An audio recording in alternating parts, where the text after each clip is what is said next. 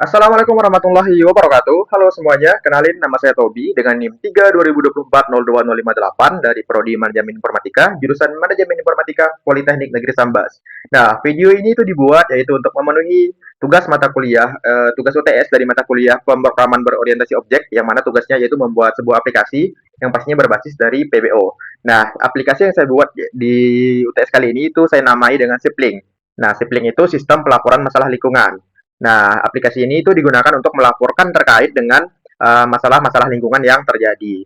Nah, di sini sebelum saya mendemokan dan menjelaskan beberapa menjelaskan function nantinya pada aplikasi saya bakal bacakan terlebih dahulu dari latar belakangnya. Saya di sini gak bakalan bacakan semuanya, namun saya akan ambil yang inti-intinya aja.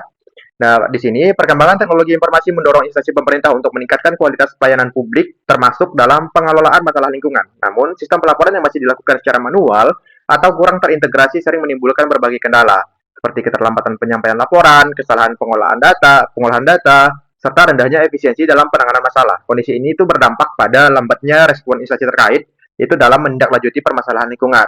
Nah, berdasarkan hal tersebut, memang diperlukan pengembangan aplikasi sistem pelaporan masalah lingkungan yang terintegrasi dengan mudah digunakan. Aplikasi ini juga diharapkan dapat meningkatkan efisiensi pengelolaan laporan, mempercepat penanganan masalah, serta mendukung pengambilan keputusan yang lebih akurat dan juga berbasis data. Nah, di sini tujuannya yaitu adalah untuk merancang dan membangun suatu sistem yang terintegrasi guna mempermudah proses pelaporan oleh masyarakat kepada instansi terkait. Aplikasi ini itu diharapkan mampu meningkatkan efektivitas dan efisiensi dalam pengelolaan laporan. Nah, sehingga nantinya setiap masalah lingkungan yang terjadi itu dapat ditangani dengan lebih cepat dan juga mudah. Nah, itulah tadi latar belakang dan tujuannya. Dan di sini saya akan perlihatkan kode-kodenya di sini. Oke, nih di sini ada beberapa kelas, yaitu pada kelas kelas database, lalu juga ada kelas pada kelas out di sini, lalu juga ada user, user laporan di sini laporan, lalu juga ada kategori, ini kategori dan juga komentar. Nah, kelas database ini yaitu fungsinya untuk mengelola koneksi ke database MySQL. Lalu pada kelas out itu untuk menangani autentikasi kayak login, register, logout dan juga otorisasi. Lalu pada kelas user ini yaitu untuk mengelola data pengguna yang mana yang ada CRUD-nya yaitu untuk admin di sini. Lalu juga ada kelas laporan. Ini kelas laporan. Laporan itu untuk mengelola data laporan lingkungan, yaitu ini merupakan inti dari sistem pada aplikasi ini. Lalu ada juga kelas lokasi. Ini kelas lokasi itu untuk mengelola data koordinat dan alamat lokasi. Lalu juga kategori. Kelas kategori itu fungsinya itu untuk mengelola data kategori laporan. Lalu juga ada komentar. Nah, ini komentar yaitu untuk mengelola data komentar pada setiap laporan. Nah, kelas yang akan saya bahas pada video ini yaitu kelas yang menurut saya paling menarik, yaitu pada kelas kategori. Nah, pada kelas laporan maksud saya, ini kelas laporan. Pada kelas laporan ini ada satu function yang saya gunakan yaitu function get by ID. Nah, kenapa? Karena function ini itu menunjukkan inti kekuatan aplikasi secara lengkap dalam suatu proses. Jadi gini, function ini itu mengambil detail laporan secara lengkap berdasarkan ID. Nih, berdasarkan ID. Lalu juga menghubungkan banyak tabel sekaligus, kayak laporan, user, kategori dan juga lokasi itu menggunakan join. Nih, menggunakan join. Lalu pada aplikasi ini itu juga digunakan pada halaman detail laporan yang biasanya itu menjadi fitur utama aplikasi. Lalu juga di sini menampilkan informasi yang penting. Informasi pentingnya itu pada judul laporan, deskripsi, nama pelapor, kategori, ada juga kategori pastinya, yaitu ada juga alamat lokasi, koordinat peta, dan juga foto laporan. Nah, function ini menarik karena menurut saya itu karena dia memperlihatkan konsep relasi database, yaitu penggunaan query kompleks dan juga penerapan OOP. Dan bagaimana data dari tabel itu digabung menjadi suatu informasi yang lebih lengkap. Nah, selanjutnya saya akan mendemokan aplikasi saya. Ya, ini pada halaman yang pertama, yaitu pastinya halaman landing page atau biasa di codingan itu pakainya index.php. Nah, di sini merupakan landing page-nya.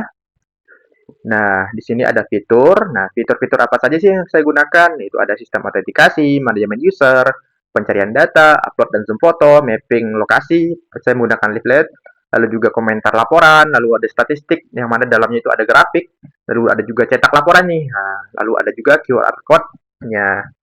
Lalu cara kerjanya yaitu daftar dan masuk, isi dan kirim laporan, lalu pantau dan selesai.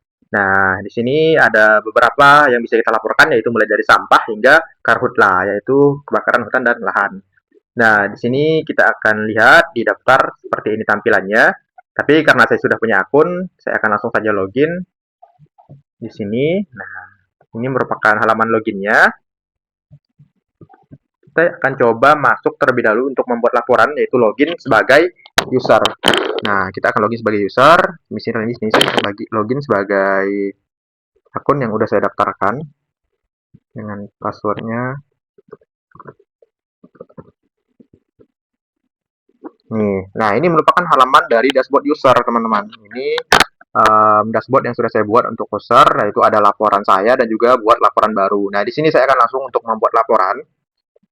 Nah, ini laporan-laporan yang udah saya bikin atau udah saya buat. Jadi saya akan coba untuk tambahkan lagi di sini. Nah, ini merupakan tampilan untuk menambahkan laporan. Misalnya saya di sini itu melaporkan polusi air. Nah, ini judul laporannya bisa kita tulis.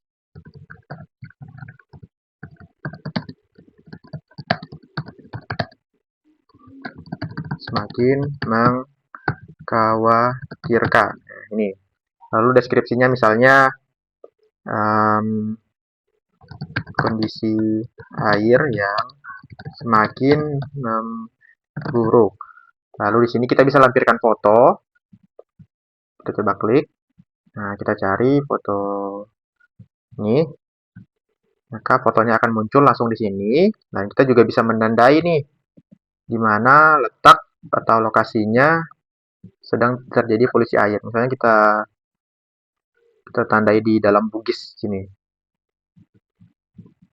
Oke, ada garis lintang dan juga garis bujurnya. Kita tandai dengan misalnya dalam Bugis tadinya. Ini dalam Bugis. Kita kirim laporannya. Dan nah, maka di sini terdapat judul, kategori, foto, lokasi. Nah, ini fotonya juga dapat kita zoom in, zoom. Lalu juga ada statusnya masih pending. Jadi untuk melihat statusnya nanti kita akan coba di admin.